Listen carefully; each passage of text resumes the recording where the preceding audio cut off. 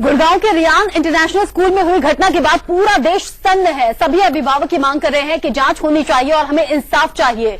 इसी बीच सरकार की तरफ से भी कहा गया है कि जांच होगी, मान्यता भी रद्द हो सकती है। हमारे एडिटर इन चीफ दीपक चौरसिया पहुंचे हैं प्रद्युमन के घर, उनकी मां से बातचीत की है। एक दुख की बहुत बड़ी घड़ी है और आज ऐसे में ही मैं इस इंटरव्यू को क्यों करने आया हूं, मैं खुद समझ नहीं पा रहा हूं। लेकिन हकीकत यह है कि इस पूरे स्कूल के कांड की हकीकत को सामने लाना है, ये जानना है और मुझे कुछ चीजें इनको बताना भी है कि इनका क्या क्या अधिकार है और ये क्या कर सकते हैं। माता जी, मैं आपकी दुख को बहुत अच्छी तरह समझता हूं और मैं आपसे माफी मांगता हूं जो मैं इस दरमियान आपसे बात कर रहा हूं। मेरी भी 7 साल की बेटी है, एक 2 साल की बेटी है, 7 साल का आपका बेटा था, मैं इसको भी बहुत अच्छी तरह समझता हूं। आप मुझे कृपया ये बताइए कि आप कितने बजे उसको स्कूल में छोड़कर आए और उसके बाद?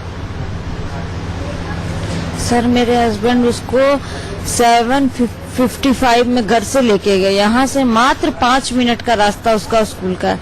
बच्चा मेरा घर गया है, 5 मिनट में मेरे हस्बैंड घर आए हैं, गाड़ी से उसको लेके गए थे। तब तक फोन आया, घर आए हैं, चप्पल बस खोला और घर के अंदर एंट्री किया। उन्होंने फोन किया कि आपका बच्चा बाथरूम में गिर गया है और उसकी ब्लीडिंग बहुत हुई है, हम उसको आर्टिमिस्ट लेके जा रहे हैं, आप पीछे से। हम यही समझे कि हमारा बच्चा शायद स्लिप करके गिर गया हो या फेंट हो गया हो।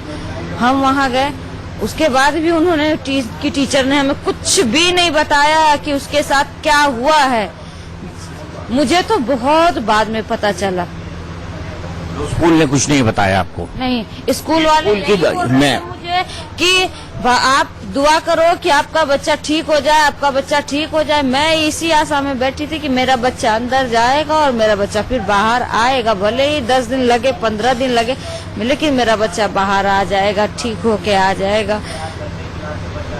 जी, सबसे पहले तो मैं आपका एक अधिकार बता दूं कि माता पिता के तौर पर स्कूल को आपका ये पूछने का अधिकार है स्कूल से कि मेरा बच्चा कहाँ है, किस हालत में है। वो किसी भी हालत में हो, सबसे पहले उन्हें आपको बताना चाहिए, ये आपको अधिकार है। दूसरी बात मैं जानना चाहता हूँ, उसके बाद क्या हुआ? आपको कब मालूम था? आपके पति को कब मालूम? डॉक्टर कब आपके सामने? सर, मेरे हस्बैंड को अंदर जाने के बाद ही शायद पता चल गया था, क्योंकि जब मैं अंदर गई वो उसका पैर पकड़ के खूब रो रहे थे। लेकिन उन्होंने मुझे बोला कि बाबू ठीक है, बाबू ठीक है, ताकि मैं वहाँ ना कुछ करने लगूं। मेरे को बोले बाबू ठीक है, सर्जरी हो जाएगा उसका, वो ठीक हो जाएगा। लेकिन उनको शायद पता चल गया था, पहले ही उनको पता चल गया था कि बाबू अब नहीं है इस दुनिया में, अब बाबू नहीं है इस दुनिया में। आप इतने बड़े स्कूल में पढ़ाती हैं, आप लाखों रुपए फीस देती होंगी, आपको कई सारे पैसे कॉशन मनी के लिए लिए जाते होंगे, स्कूल ड्रेस के लिए लिए जाते होंगे, टेक्स्ट बुक के लिए लिया जाते होंगे, और जब आप अपने बच्चे को छोड़कर आती हैं तो जो प्रधान अध्यापिका या प्रिंसिपल है उसकी जिम्मेदारी है कि वो हिफाजत के साथ आपके बेटे को वापस सौंप दे।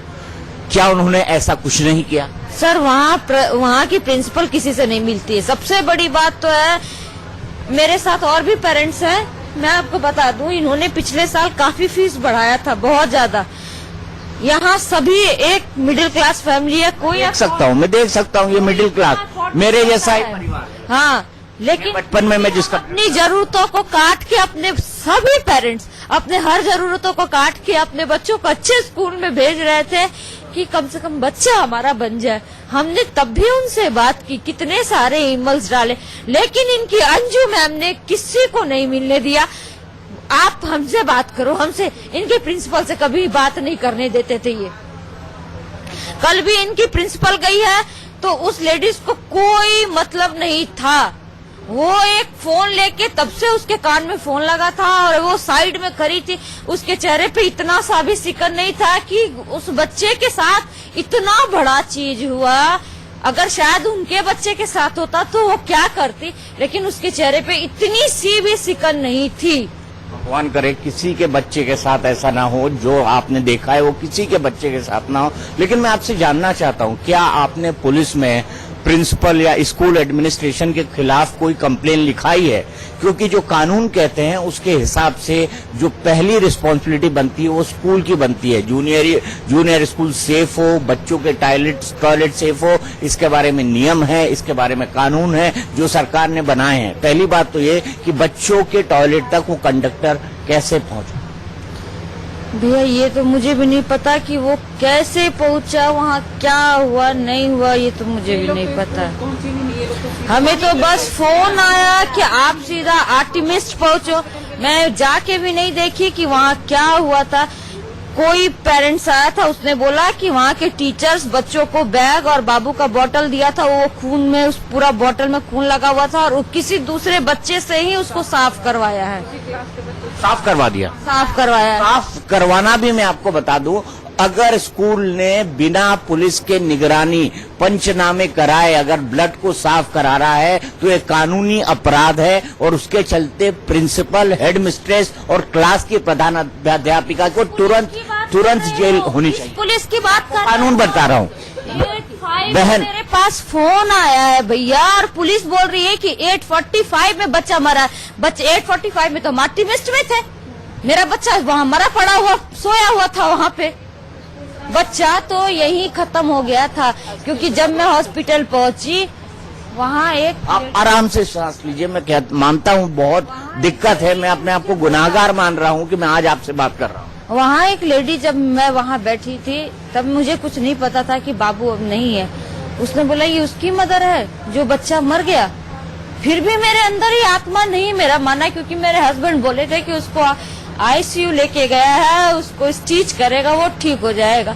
मैंने फिर भी मेरा आत्मा नहीं माना कि मेरा बाबू मेरा चला जाएगा। हम सोचे कि स्टिच हो जाएगा, मेरा बाबू ठीक हो जाएगा, क्योंकि उन्होंने बोला था बच्चा गिर गया। हम सोचे सर फट गया होगा उसका। अब मैं किसको बोलूं, क्या बोलूं? आप बोलो, मैं किसको बोलूं? नहीं, सवाल पूछना आपका हक है, आप पूछिए, हम पूछेंगे, पूरा देश पूछेगा। और मैं जाते से ही यहाँ से पहले स्कूल वाले से पूछिए। वहीं जा रहा, यहाँ से मैं स्कूल ही जा रहा हूँ। क्यों नहीं कर रहा? क्या जब आप इतनी फीस ले रहे हो तो आपने कैमरे क्यों नहीं लगाए थे आगे में? आपको स्कूल सजाने के लिए इतने सारे पेड़ पौधे लगाने के लिए आपके पास पैसे हैं, आपको इतना सारा कुछ करने के लिए पैसा है, आपको अपनी बिल्डिंग बनाने के लिए आप हमसे पैसे लेते हो, उसके लिए वो भी आप हमसे ही लेते हो बिल्डिंग चार्ज करके। फिर जो आप फीस लेते हो तो आप बच्चों को सिक्योरिटी क्यों नहीं दे रहे हो? आज मेरा बच्चा है, कल को कोई लड़की जाती है, किसी लड़की के साथ क्या हो जाएगा, फिर हम क्या करेंगे? वो पेरेंट्स कहाँ का रहेगा, कहाँ का रहेगा वो पेरेंट्स? आज मेरा बेटा था, उसका गला काट दिया, कल की किसी लड़की 9th की लड़की है, किसी के साथ तो वहाँ कुछ भी हो सकता है।